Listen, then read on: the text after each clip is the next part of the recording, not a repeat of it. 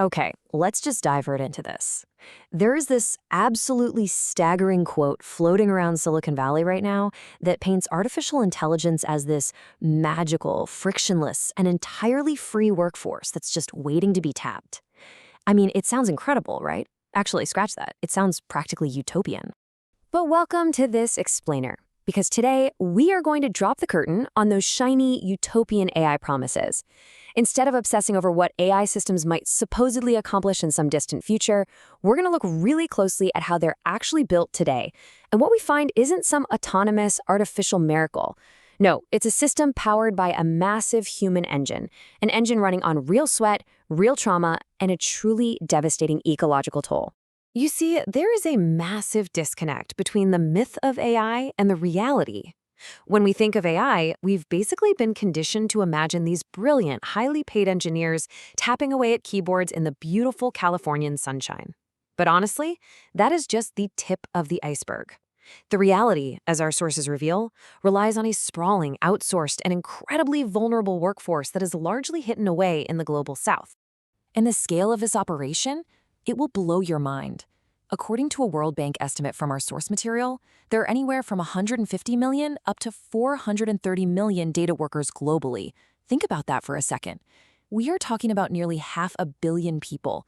These are the invisible humans who are manually fueling the algorithms behind the scenes, making sure these AI models actually work.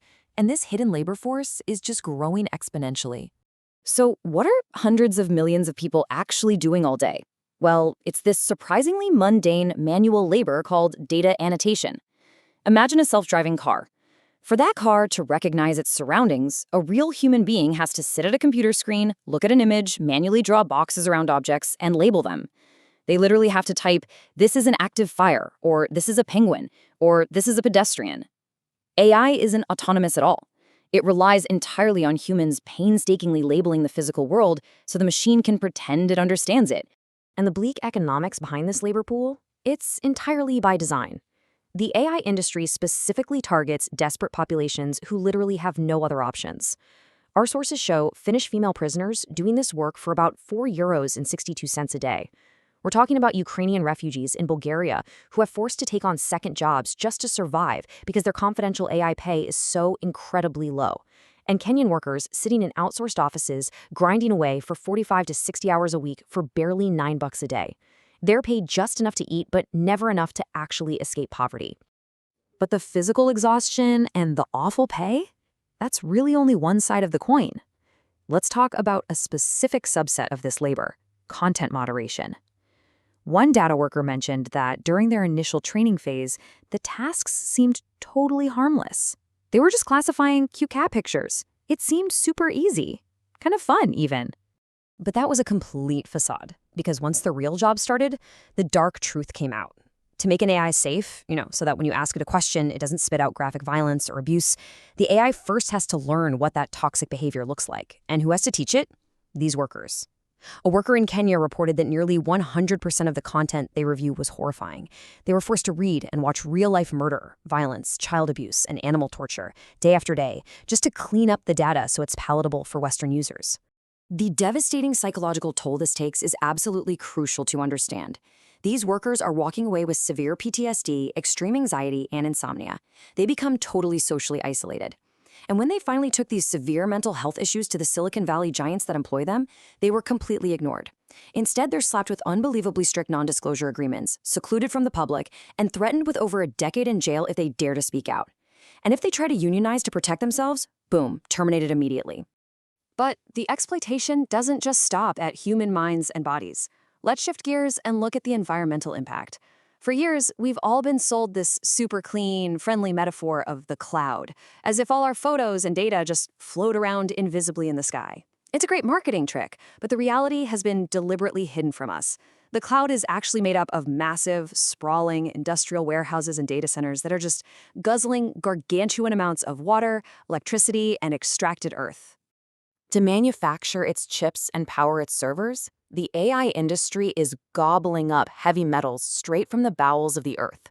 We're talking copper, gold, cobalt, lithium, and rare earths like cerium and neodymium.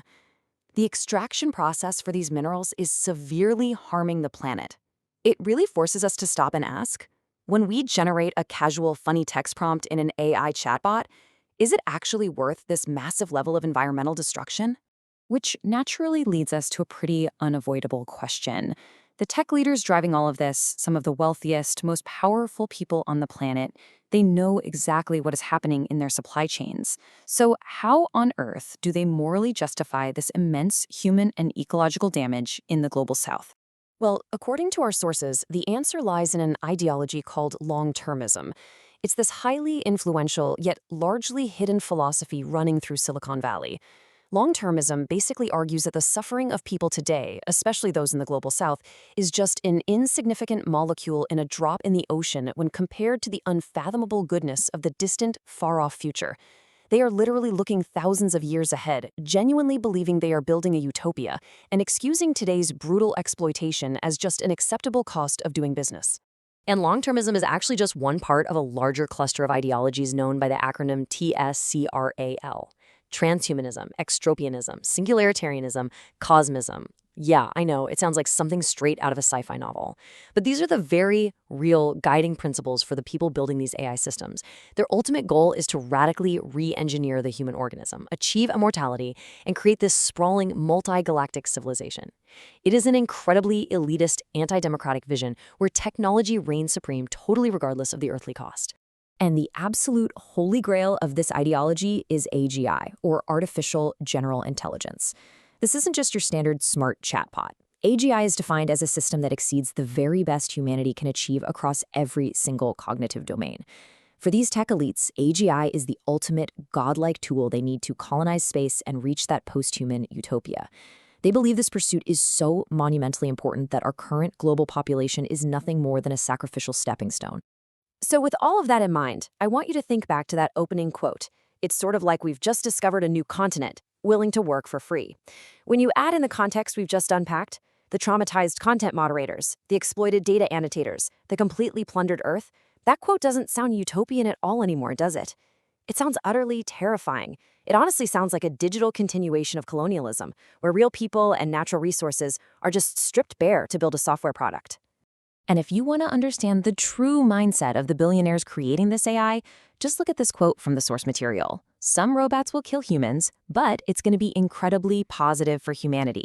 Wow, it is a stunning, deeply reckless, crack a few eggs to make an omelet mentality.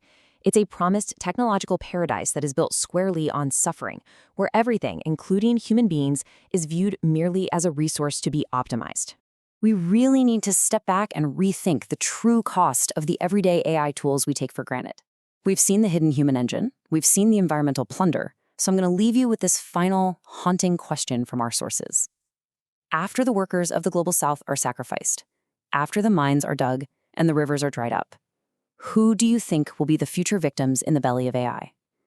Think about that the next time you type a prompt. Thanks so much for joining me on this explainer, and I'll catch you in the next one.